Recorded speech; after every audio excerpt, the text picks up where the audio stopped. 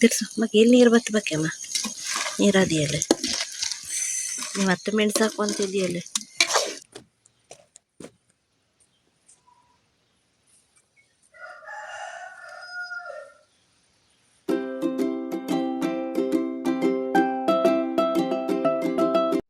Hi friends, Honnara lifestyle YouTube ಚಾನಲ್ಗೆ ಮತ್ತೊಮ್ಮೆ ಸ್ವಾಗತ. ಇವಾಗ ನಂದು ಏನು ಕೆಲಸ ನಡೀತಾ ಇದೆ ಅಂತಂದರೆ, ಈ ಕವರಲ್ಲಿ ಈ ಉರಿ ಬೇಸಿಗೆಯಲ್ಲಿ ಗುಲಾಬಿ ಗಿಡಗಳ ಕಟಿಂಗ್ಸನ್ನು ಹಾಕಿದ್ದೆ. ಹಾಗೆಯೇ ಸುಮಾರು ದಿನ ಆಯಿತು, ಒಂದು ತಿಂಗಳ ಹತ್ತತ್ರ ಆಗಿರ್ಬೋದು. ಸ್ಲೋ ಆಗಿಯೇ ಬೆಳೀತಿದ್ದು. ಹಾಗೆಯೇ ಈಗೆಲ್ಲ ಚಿಗುರಿದೆ. ಹಾಗಾಗಿ ಕವರ್ಗಳನ್ನೆಲ್ಲ ಇವಾಗ ತೆಗಿಬೇಕು ಅಂತೇಳಿ ತೆಗಿತಾ ಇದ್ದೀನಿ. ನೋಡಿ ಗಿಡಗಳು ಎಲ್ಲ ಹೇಗೆ ಚಿಗುರಿದೆ ಅಂತ. ಒಂದೆರಡು ಗಿಡದಲ್ಲಿ ಸ್ವಲ್ಪ ಸಣ್ಣಕ್ಕೆ ಇತ್ತು ಚಿಗುರು, ಹಾಗಾಗಿ ಅದರದ್ದು ಬಿಟ್ಟು ಬಾಕಿದೆಲ್ಲನೂ ಕೂಡ ತೆಗೆದಿದ್ದೀನಿ. ನೋಡಿ ಈ ರೀತಿ ಚಿಗುರಿದೆ.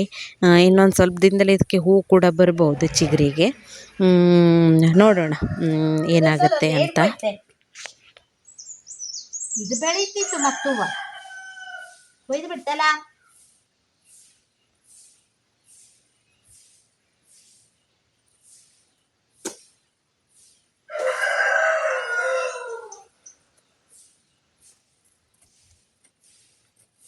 ಇದು ಬೆಳೀತಿತ್ತು ಮತ್ತು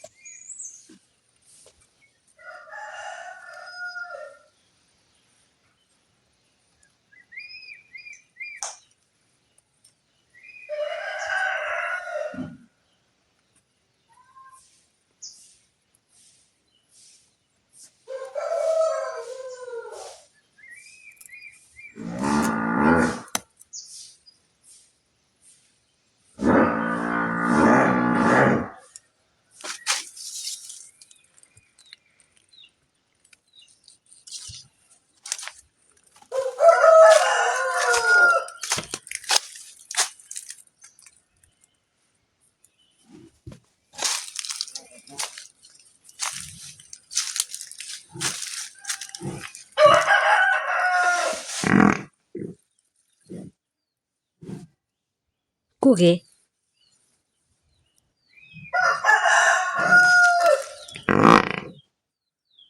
ಏನೇ ಚಿಂಗ್ರಿ ಚಿಂಗ್ರಿ ಏನು ಚಿಂಗ್ರಿ ಎಂಥದ್ದು?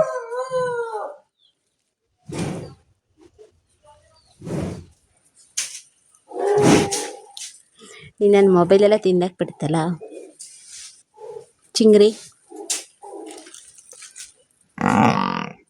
ಎಂಥದ್ದೇ?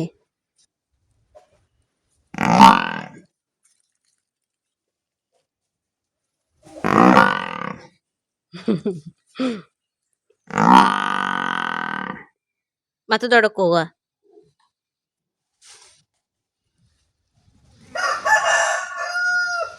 ಕೂಗೆ ದೊಡ್ಡಕ್ಕೆ ಮತ್ತೆ ದೊಡ್ಡಕ್ಕೆ ಹೋಗೆ. ಹೇಯ್ ಮಗು ಕೂಗು, ದೊಡ್ಡಕ್ಕೆ ಕೂಗು, ಮತ್ತೆ ದೊಡ್ಡಕ್ಕೆ ಹೋಗು.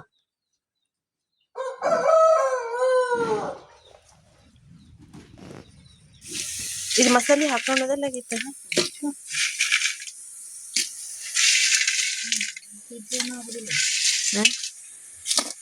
ಬೇಡ.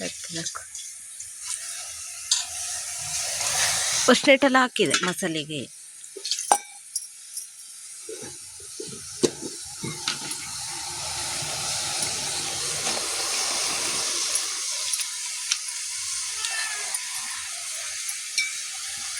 ಮುಟ್ಲಕ್ಕೆ ಹೋದ್ರೆ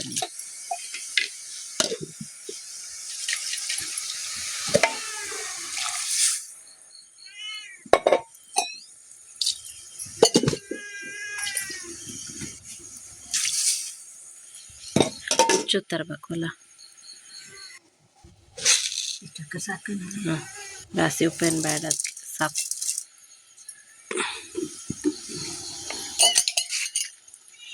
ಒಂದ್ಸತಿ ತಿರ್ಸು, ಹಂಗೆ ಮುಚ್ಚು ಬನ್ನಿ. ಮಕ್ಕೆಲ್ಲ ಹಾಕಾಯ್ತು, ಅರ್ಶಿಣ ಎಲ್ಲ ಹಾಕಿದ್ದು.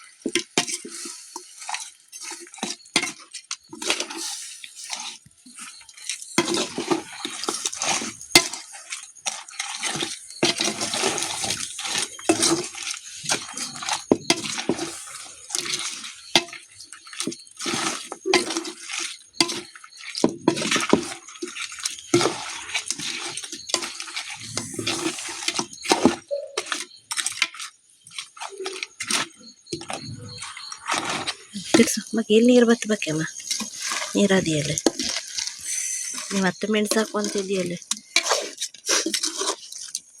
ನೀರು ಸಿಕ್ಕಲಿಲ್ಲ. 2 ಹಾಕಿದ್ದು ಮತ್ತೊಂದು ಹಾಕಬೇಕಾಗಿತ್ತು.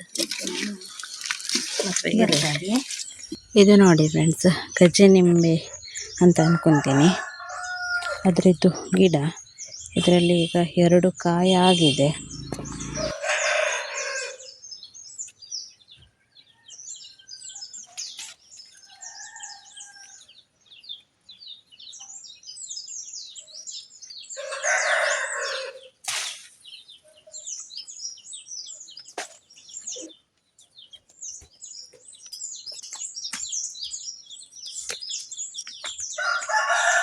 ನೋಡಿ ಫ್ರೆಂಡ್ಸ್, ಇದೆರಡು ಗಜ್ಜೆ ನಿಂಬೆ ಹಣ್ಣಾಗಿದೆ. ಅದು ಮಾತ್ರ ಹಣ್ಣಾಗ್ಲಿಕ್ಕೆ ಶುರುವಾಗಿದೆ. ಹಾಗೆಯೇ 2 ಕೊಯ್ದಿದ್ದೀನಿ ಉಪ್ಪಿನಕಾಯಿ ಮಾಡಲಿಕ್ಕೆ ಅಂತ. 2 ರೀತಿ ಉಪ್ಪಿನಕಾಯಿಯನ್ನು ಮಾಡ್ತೇನೆ ಇದರದ್ದು. ಇದೇ ಅದರದ್ದು ಗಿಡ. ಲಿಂಬೆ ಮತ್ತು ಮೂಸಂಬಿ ಎಲ್ಲ ಗಿಡ ಇರುತ್ತೆ ನೋಡಿ, ಅದೇ ರೀತಿ ಇರುತ್ತೆ, ಮುಳ್ಳು ಇರುತ್ತೆ. ಹಾಗೆ ಪರಿಮಳ ಎಲ್ಲ ಭಾರಿ ರುಚಿ ಇರುತ್ತೆ. ಉಪ್ಪಿನಕಾಯಿ ಮಾಡಿದ್ರಂತೂ ಸೂಪರ್ ಆಗ್ತದೆ. ಹಾಗೆ ಯಾವ ರೀತಿ ಉಪ್ಪಿನಕಾಯಿ ಮಾಡ್ತೇನೆ ಅಂತೆಲ್ಲ ತಿಳಿಸ್ತೇನೆ. ಇದು ನಾನು ಅಂದ್ಕೊಂಡಿದ್ದು ಗಜ್ಜೆ ನಿಂಬೆ ಅಂತ. ಬೇರೆ ಏನಾದರೂ ನಿಮಗೆ ಗೊತ್ತಿದ್ದರೆ ಕಾಮೆಂಟ್ ಮಾಡಿ. ಚೆನ್ನಾಗಿದೆ ಅಲ್ಲ ಕಾಯಿ, ಖುಷಿಯಾಗುತ್ತೆ ಈ ಥರದ್ದೆಲ್ಲ ಬೆಳಿಬೇಕು ಮನೆಯಲ್ಲಿ ಅಲ್ವಾ. ಇದು ಅದರದ್ದು ಹೂವು, ಇದು ಹೂವಿನ ಮೊಗ್ಗು, ಇಲ್ಲಿ ಅರಳಿರೋ ಹೂವು ಉಂಟು ನೋಡಿ. ಆಮೇಲೆ ಇದು ಕಾಯಾಗುವಂಥ ಫಸ್ಟ್ ಸ್ಟೇಜ್ ನೋಡಿ, ಎಲ್ಲಿದೆ ಕಾಣಿಸ್ತಾ ಉಂಟಲ್ಲ. ಆಮೇಲೆ ಎಳೆಕಾಯಿ ಕೂಡ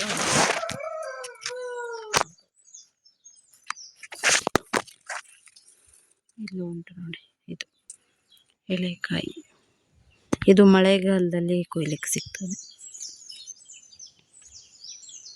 ಉಂಟಲ್ಲ ವರ್ಷದಲ್ಲಿ 2 ಬಾರಿ ಆಗ್ತದೆ. ಈಗ ಸಣ್ಣ ಮಿಡಿಯಾಗಿದ್ದು ಮಳೆಗಾಲದಲ್ಲಿ ಒಂದು ಚೌತಿ ಹಬ್ಬದ ಟೈಮಲ್ಲಿ ನಾವು ಕೊಯ್ಬೋದು. ಅದಾದಮೇಲೆ ಮತ್ತೆ ಫ್ಲವರಿಂಗ್ ಸ್ಟಾರ್ಟ್ ಆಗಿದ್ದು ಈಗ ಕೊಯ್ದಿದ್ದೆ ನೋಡಿ, ಆವಾಗ ಸಿಗೋದು.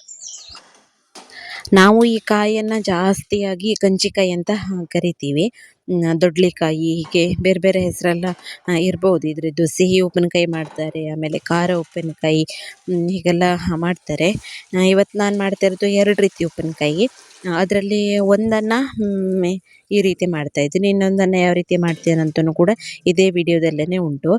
ಇವಾಗ ಒಂದು ಕಂಚಿಕಾಯಿನ ಒಂದು ಪಾತ್ರೆಯಲ್ಲಿ ಹಾಕಿ ಅದು ಮುಳುಗುವಷ್ಟು ನೀರನ್ನು ಹಾಕಿ ಬೇಯಿಸೋದಕ್ಕೆ ಇಟ್ಟಿದ್ದೀನಿ. ಇವಾಗ ಇದಕ್ಕೊಂದು 6-7 ಹಸಿಮೆಣಸಿನಕಾಯಿನೂ ಕೂಡ ಹಾಕಿ ಚೆನ್ನಾಗಿ ಅದನ್ನು ಬೇಯಿಸ್ಕೊಳ್ಬೇಕು, ಸಾಫ್ಟ್ ಆಗೋ ತನಕ.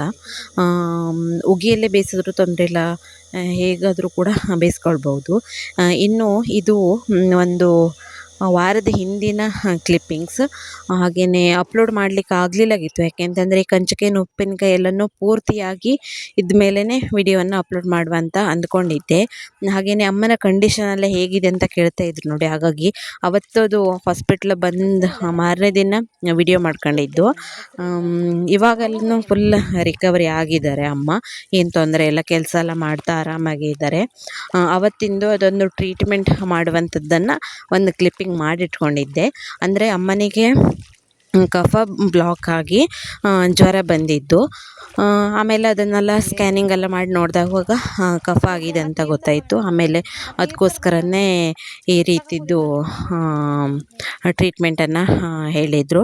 ಹಾಗೆಯೇ 1 ಡೇ ಹಾಸ್ಪಿಟ್ಲಲ್ಲಿ ಉಳಿಸ್ಕೊಂಡು ಬಂದಿದ್ವಿ ಮನೆಗೆ. ಆಮೇಲೆ ಮನೆಗೆ ಬಂದ ನಂತರನೂ ಕೂಡ ಇದೊಂದು 2 ದಿನ ಟ್ರೀಟ್ಮೆಂಟ್ ಮಾಡಿ ಅಂತ ಹೇಳಿದರು. ಹಾಗಾಗಿ ಈ ಥರ ಮಾಡಿದ್ವಿ. ಇನ್ನೂ ಸ್ವಲ್ಪ ದಿನ ನಂತರದ್ದು ಇದು, ಹಾಗಾಗಿ ಒಂದು 2-3 ದಿನದೆಲ್ಲ ಕ್ಲಿಪ್ಪಿಂಗ್ಸ್ ಉಂಟು. ಹಾಗೆಯೇ ಅಮ್ಮ ಎಲ್ಲ ಅಂಗಳಿಗೆ ಸಗಣಿ ಗುಡಿಸ್ತಾಯಿದ್ರು, ಹಾಗಾಗಿ ನಾನು ಸ್ವಲ್ಪ ನೀರನ್ನೆಲ್ಲ ತಗೊಂಡೋಗಿ ಕೊಡುವಂಥದ್ದು, ಈ ಥರ ಹೆಲ್ಪಿಂಗ್ ಕೆಲಸ ಎಲ್ಲ ಮಾಡ್ತಾಯಿದ್ವಿ. ಹಾಗೆಯೇ ಇದು ನಮ್ಮ ದೇವಸ್ಥಾನದ್ದು ಕಾರ್ಯಕ್ರಮದ ಹತ್ತತ್ರ ಅಂತ ಅಂದ್ಕೊತೀನಿ, ಏಕೆಂದರೆ ಪೂಜೆಗೆಲ್ಲ ಜನರೆಲ್ಲ ಬರ್ತಾರೆ ನೋಡಿ. ಹಾಗಾಗಿ ನಮ್ಮ ಮನೆ ಹತ್ತಿರ ಎಲ್ಲನೂ ಕೂಡ ಕ್ಲೀನಾಗಿ ಇಡಬೇಕಂತ ನಾವು ಈ ರೀತಿ ಎಲ್ಲ ಮಾಡ್ತಾ ಇದ್ದಿರುವಂಥ ವೀಡಿಯೋಸ್ಗಳು. ಅಂದರೆ ಒಂದು ವಾರದ ಹಿಂದೆ ಮಾಡ್ಕೊಂಡಿರುವಂಥದ್ದು. ಅದನ್ನು ಯಾಕೆ ಇವಾಗ ಅಪ್ಲೋಡ್ ಮಾಡಿದ್ರಿ ಅಂತ ಕೇಳಿದರೆ, ಅಮ್ಮನ ಕಂಡೀಷನ್ ಎಲ್ಲ ಹೇಗಿದೆ ಅಂತ ಕೇಳ್ತಾ ಇದ್ದೀನಿ ನೋಡಿ. ಹಾಗಾಗಿ ಇದೊಂದನ್ನು ಹೇಳಬೇಕಿತ್ತು ಅಂತ ಅಂದ್ಕೊಂಡು ಮಾಡಿದ್ದೀನಿ. ಹಾಗೆಯೇ ಉಪ್ಪಿನಕಾಯಿ ಕೂಡ ಕಂಪ್ಲೀಟ್ ಆದಮೇಲೆ ಅಪ್ಲೋಡ್ ಮಾಡಿದರೆ ಅದೊಂದು ಚೆನ್ನಾಗಿರ್ತದೆ ನೋಡಿ. ಹಾಗಾಗಿ ಅಲ್ಲಿವರೆಗೂ ಕೂಡ ವೆಯ್ಟ್ ಮಾಡಿದೆ ಅಂತಲೇ ಹೇಳ್ಬೋದು. ಇನ್ನು ಬೇಯಿಸೋದಕ್ಕೆ ಇಟ್ಟಿದ್ದೆ ನೋಡಿ. ಇದೊಂದು 10 ನಿಮಿಷ 15 ನಿಮಿಷ ಚೆನ್ನಾಗಿ ಕುದಿಸ್ಕೊಂಡ್ಮೇಲೆ ಅದು ಸಾಫ್ಟ್ ಆಗ್ತದೆ. ಹಾಗೆಯೇ ನೋಡ್ತಾ ಇರಬೇಕು. ಆಮೇಲೆ ಈ ರೀತಿ ನೋಡಿ ಸಾಫ್ಟ್ ಆದಮೇಲೆ ಅದನ್ನು ನಾವು ಆಫ್ ಮಾಡಿ ನೀರು ತಣ್ಣಗಾಗೊಲ್ಲ ತನಕನೂ ಬಿಟ್ಟು ಬಿಡಬೇಕು. ಕಂಚಿಕಾಯಿನ ಬೇಯಿಸ್ತಾ ಇರುವಾಗ ಮನೆ ತುಂಬ ಇದ್ರದ್ದು ಅರೋಮ ಹರಡುತ್ತೆ. ಸೊ ಇದ್ರದ್ದು ಅರೋಮ ಅಂತೂ ಕೇಳಲಿಕ್ಕಂತೂ ತುಂಬ ಚೆನ್ನಾಗಿದೆ. ಅದರಲ್ಲೂ ಬೇಯಿಸ್ತಾ ಇರುವಾಗಲಂತೂ ಇನ್ನೂ ಜಾಸ್ತಿಯಾಗಿ ಅದರದ್ದು ಅರೋಮ ಹರಡುತ್ತೆ ಅಂತಲೇ ಹೇಳ್ಬೋದು. ಅದು ಒಂದು ರೀತಿಯಾದಂಥ ಉಪ್ಪಿನಕಾಯಿ ಆದರೆ ಇದು ಇನ್ನೊಂದು ರೀತಿಯಾದಂಥ ಉಪ್ಪಿನಕಾಯಿ. ಬೇಯಿಸಿ ಅದು ತಣ್ಣಗಾಗೋ ತನಕನೂ ಬಿಟ್ಟಿದ್ದೀನಿ. ಅದಾದಮೇಲೆ ಇವಾಗ ನಾನು ಇನ್ನೊಂದು ಕಾಯನ್ನು ಈ ರೀತಿ ಸಣ್ಣಕ್ಕೆ ಕೊಚ್ಕೊಳ್ತಾ ಇದ್ದೀನಿ ಬೀಜ ತೆಗೆದು. ಆಮೇಲೆ ಮಧ್ಯದಲ್ಲೇ ಅದು ದಪ್ಪದಾಗಿರುವಂಥದ್ದು ಒಂದು ಇರುತ್ತೆ ನಾರಿನ ರೀತಿಯಲ್ಲಿ, ಅದನ್ನು ತೆಗೆದು ಸಣ್ಣಕ್ಕೆ ಸ್ಲೈಸ್ ಆಗಿ ಮಾಡಿಕೊಂಡ್ರೆ ಸಾಕು. ನಮ್ಗೆ ಎಷ್ಟು ದೊಡ್ಡ ಬೇಕಿದ್ರೂ ಕಟ್ ಮಾಡ್ಕೊಳ್ಬೋದು. ನಾನೊಂದು ಮೀಡಿಯಮ್ ಆಗಿ ಒಂದು ಪೀಸನ್ನು ಒನ್ ಟೈಮ್ ತಿನ್ಬೋದು, ಆ ರೀತಿಯಾಗಿ ಕಟ್ ಮಾಡ್ಕೊಂಡಿದ್ದೀನಿ. ನಿಮ್ಗೆ ಎಷ್ಟು ದೊಡ್ಡ ಬೇಕಿದ್ರೂ ಅಷ್ಟು ದೊಡ್ಡ ಕಟ್ ಮಾಡ್ಕೊಳ್ಳಿ. ಈ ರೀತಿಯಾಗಿ ಬೀಜ ಎಲ್ಲನೂ ತೆಗೆದು ಚೆನ್ನಾಗಿ ಕ್ಲೀನಾಗಿ ಕಟ್ ಮಾಡಿ ಒಂದು ಪ್ಲಾಸ್ಟಿಕ್ ಪಾತ್ರೆಯಲ್ಲಿ ಈ ರೀತಿ ಹಾಕ್ಕೊಳ್ತಾ ಇದ್ದೀನಿ. ಕಂಚಿಕಾಯಿ ಆರೋಗ್ಯಕ್ಕೆ ತುಂಬಾ ಒಳ್ಳೆಯದು. ನಾವು ಮಾವಿನಕಾಯಿ ಆಮೇಲೆ ಈ ರೀತಿ ಬೇರೆ ಬೇರೆ ರೀತಿಯಾದಂಥ ಉಪ್ಪಿನಕಾಯಿನೆಲ್ಲ ತಿಂತೇವೆ ನೋಡಿ, ಅದು ನಮಗೆ ಪಿತ್ತ ಆಗುತ್ತೆ ಅಂತ ಹೇಳ್ತಾರೆ. ಕೆಲವೊಬ್ಬರಿಗೆ ಉಪ್ಪಿನಕಾಯಿನೆಲ್ಲ ಜಾಸ್ತಿ ತಿಂದರೆ ಪಿತ್ತ ಆಗಿ ತಲೆನೋವು ಈ ಥರದ್ದೆಲ್ಲ ಆಗುತ್ತೆ. ನನಗೂ ಕೂಡ ಕೆಲವೊಂದು ಬಾರಿ ಹುಳಿ ತಿಂದು ಪಿತ್ತ ಎಲ್ಲ ಆಗಿದ್ದು ಕೂಡ ಉಂಟು. ಹಾಗೆಲ್ಲ ಆಗಿದ್ದುಂಟು. ಇನ್ನು ಈ ಕಂಚಿಕಾಯಿನ ಉಪ್ಪಿನಕಾಯಿನ ತಿಂದರೆ ಆ ಥರ ಸಮಸ್ಯೆ ಆಗೋದಿಲ್ಲ ಅಂತ ಹೇಳ್ತಾರೆ. ಇನ್ನು ಗಾಡಿ ಮೇಲೆಲ್ಲ ಓಡಾಡುವಾಗಂತೂ ಕೆಲವೊಬ್ಬರಿಗಂತೂ ವಾಂತಿ ಅನ್ನೋದಂತೂ ತುಂಬ ಇರುತ್ತೆ. ಅಂಥವರು ಕೂಡ ಈ ಮಾವಿನಕಾಯಿ ಉಪ್ಪಿನಕಾಯಿನ ಬಿಸಿಲಲ್ಲಿ ಒಣಗಿಸಿರುವಂಥದ್ದು ಒಂದು ಪೀಸನ್ನು ಬಾಯಲ್ಲಿ ಹಾಕ್ಕೊಂಡ್ರೆ ವಾಮಿಟಿಂಗ್ ಸೆನ್ಸೇಷನ್ ಕೂಡ ಕಡಿಮೆ ಆಗುತ್ತೆ ಅಂತ ಹೇಳ್ತಾರೆ. ಇನ್ನು ನೋಡಿ ಈ ಎಲ್ಲ ಕಟ್ ಮಾಡಿ ಇಟ್ಕೊಂಡಿದ್ದೀನಿ ನೋಡಿ ಕಂಚಿಕಾಯಿ. ಅದಕ್ಕೆ ಒಂದು ಸ್ವಲ್ಪ ಮೆಣಸು, ಕೊತ್ತಂಬರಿ, ಜೀರಿಗೆ, ಬಡೆಸೊಪ್ಪು ಸ್ವಲ್ಪನೇ, ಜಾಸ್ತಿ ಬೇಡ, ಖಾರ ಸ್ವಲ್ಪ ಜಾಸ್ತಿಯಾಗಿ ಹಾಕ್ಕೊಳ್ಳಿ. ಇದನ್ನು ಬೇರೆ ಬೇರೆ ರೀತಿಯೆಲ್ಲ ಮಾಡ್ಬೋದು. ನಾನೊಂದು ಸಿಂಪಲ್ಲಾಗಿ ಮಾಡುವಂಥದ್ದು. ಇದಕ್ಕೆ ಬೇಕಿದ್ದರೆ ಬೆಳ್ಳುಳ್ಳಿ, ಸಾಸಿವೆ, ಶುಂಠಿ ಈ ಥರದನ್ನೆಲ್ಲ ಹಾಕು ಕೂಡ ಮಸಾಲೆ ಮಾಡ್ಕೊಳ್ಬೋದು.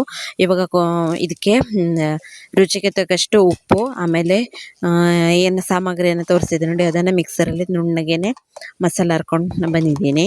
ನೀರನ್ನು ಹಾಕಿ ಅರಿಬೋದು ಇದಕ್ಕೆ, ಹಾಗೇನು ಇಲ್ಲ, ಬಿಸಿಲಲ್ಲಿ ಒಣಗಿಸೋದ್ರಿಂದ ಚೆನ್ನಾಗಿ ಈ ರೀತಿ ಮಸಾಲ ಮತ್ತು ಉಪ್ಪು ಎಲ್ಲನೂ ಹಾಕಿ ಚೆನ್ನಾಗಿ ಈ ರೀತಿ ಕಲಸಿ 1-2 ದಿನ ಮನೆ ಒಳಗಡೆಗೆ ಮುಚ್ಚಿ ಇಡಬೇಕು. ಯಾಕೆಂದರೆ ಅದು ಖಾರ ಉಪ್ಪು ಎಲ್ಲನೂ ಚೆನ್ನಾಗಿ ಕಂಚಿಕಾಯಿ ಹೀರ್ಕೊಂಡಿರಬೇಕು. ಹಾಗಾಗಿ ಈ ರೀತಿ ಎಲ್ಲನೂ ಅದಕ್ಕೆ ಮಸಾಲೆ ಆಮೇಲೆ ಉಪ್ಪು ಎಲ್ಲನೂ ಹಾಕಿ ಈ ರೀತಿ ಕಲಸಿ ಚೆನ್ನಾಗಿ ಇಡ್ತಾ ಇದ್ದೀನಿ ಮನೆ ಒಳಗಡೆಗೆ. ಇದನ್ನು ಖಾರ ಎಲ್ಲನೂ ಹಾಕಿದ್ದೇನೆ ಬಿಸಿಲಲ್ಲಿ ಒಣಗಿಸ್ಬೇಕು ಅಂತಿಲ್ಲ.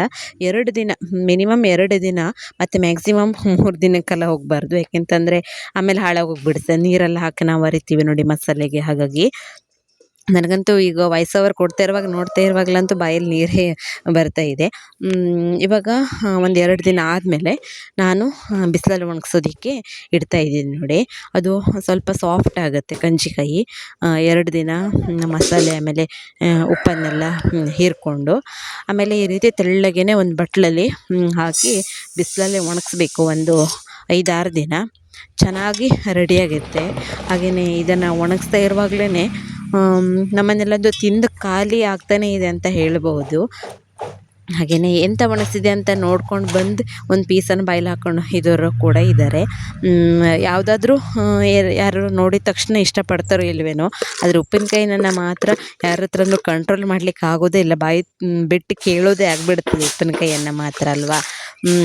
ಹಾಗಾಗಿ ಸುಮಾರಷ್ಟು ನಮ್ಮನೇಲಿ ಈಗಂತೂ ಖಾಲಿನೇ ಆಗಿಬಿಟ್ಟಿದೆ ಅಂತ ಹೇಳ್ಬೋದು. ಚೆನ್ನಾಗಿ ನೋಡಿ ಈ ರೀತಿ ತೆಳ್ಳಗೆನೆ ಒಣಗಿಸ್ಬೇಕು. ಇದೊಂದು 3 ದಿನ ಬಿಸಿಲಲ್ಲಿ ಒಣಗಿಸಿದ ನಂತರ ಈ ರೀತಿಯಾಗಿದೆ. ಮತ್ತು ಸುಮಾರಷ್ಟು ಖಾಲಿ ಕೂಡ ಆಗಿದೆ. ಹಾಗೆಯೇ ಇವಾಗ ಎಷ್ಟಿದೆ ಅಂತ ಲಾಸ್ಟಲ್ಲಿ ನೋಡಿ ನೀವು. ಆಮೇಲೆ ಫುಲ್ ಗಟ್ಟಿ ಆಗುತ್ತೆ. ಗಟ್ಟಿ ಅಂದರೆ ಸೌಂಡ್ ಬರುತ್ತೆ ಅದು. ಆ ರೀತಿ ಆಗೋ ತನಕನೂ ಕೂಡ ಒಣಗಿಸ್ಬೇಕು. ಇದೊಂದು 3 ದಿನ ನಾನು ಮರೆಸಲಿಲ್ಲಾಗಿದೆ, ಹಾಗೆಯೇ ಒಣಗಿಸ್ತಾ ಇದ್ದೆ ನೋಡಿ. ಅಡಿಯಲ್ಲಿ ಸ್ವಲ್ಪ ಹಸಿ ಇತ್ತು, ಮೇಲ್ಗಡೆ ಎಲ್ಲ ಚೆನ್ನಾಗಿ ಒಣಗಿತ್ತು. ಇವತ್ತಿನ ದಿನ ಎಲ್ಲನೂ ಫುಲ್ ಒಂದು ಸರಿ ಏಳಿಸಿ ಉಲ್ಟಾ ತಿರುಗಿಸಿ ಒಣಗಿಸ್ತೀನಿ. ಆಮೇಲೆ 2 ರೀತಿಯಾದ ಉಪ್ಪಿನಕಾಯಿ ರೆಡಿಯಾಗಿದೆ. ಫೈನಲಿ ಇದು ಬೇಯಿಸಿರುವಂಥದ್ದು ಕಂಚಿಕಾಯಿನ ಸಣ್ಣ ಸಣ್ಣ ತುಂಡು ಮಾಡಿ ಉಪ್ಪು ಹಾಕಿ ಈ ಡಬ್ಬದಲ್ಲಿ ಇಡಬೇಕು, ನೀರನ್ನು ಚೆಲ್ಲಬೇಕು. ಆಮೇಲೆ ಇದನ್ನು ಫ್ರಿಜ್ಜಲ್ಲಿ ಇಟ್ಕೊಳ್ಬೇಕಾಗ್ತದೆ, ಇಲ್ಲಾಂತಂದರೆ ಹಾಳಾಗ್ತದೆ. ಫ್ರಿಜ್ಜಲ್ಲಿ ಇಟ್ಕೊಂಡು ತಿನ್ಬೋದು. ಇದಂತೂ ತುಂಬ ಸಾಫ್ಟಾಗಿರ್ತದೆ, ತಿನ್ನಲಿಕ್ಕೆ ಭಾರಿ ರುಚಿಯಾಗಿರ್ತದೆ. ಆಮೇಲೆ ಇದಕ್ಕೂ ಕೂಡ ನಾವು ಬೆಳ್ಳುಳ್ಳಿ, ಆಮೇಲೆ ಸಾಸಿವೆ, ಈ ರೀತಿಯ ಒಗ್ಗರಣೆ ಆಗಿರ್ಬೋದು, ಯಾವ ರೀತಿಯೂ ಕೂಡ ಮಸಾಲೆ ಕೂಡ ಹಾಕೊಳ್ಬೋದು. ಇದು ಬಿಸಿಲಲ್ಲಿ ಒಣಗಿಸಿರುವಂಥ ಉಪ್ಪಿನಕಾಯಿ ನೋಡಿ. ಒಣಗಿಸ್ತಾ ಇರುವಾಗಲೇ ಕ್ವಾಂಟಿಟಿ ಎಷ್ಟು ಕಡಿಮೆ ಆಗಿಬಿಟ್ಟಿದೆ ಅಂತ, ಇದರಲ್ಲಿ ಅರ್ಧಕ್ಕರ್ಧ ಇವಾಗಲೇ ತಿಂದು ಖಾಲಿ ಆಗಿಬಿಟ್ಟಿದೆ. ಟೈಮ್ ಪಾಸಿಗಂತೂ ತುಂಬ ಚೆನ್ನಾಗಿರ್ತದೆ, ಮಕ್ಕಳಿಗೆಲ್ಲ ಇಷ್ಟ ಆಗ್ಬೋದು. ಹಾಗೆ ನಾವು ಶಾಲೆಗೆಲ್ಲ ಹೋಗುವಾಗಂತೂ ಈ ಉಪ್ಪಿನಕಾಯಿನ ತುಂಬ ತಿಂತಾಯಿದ್ವಿ.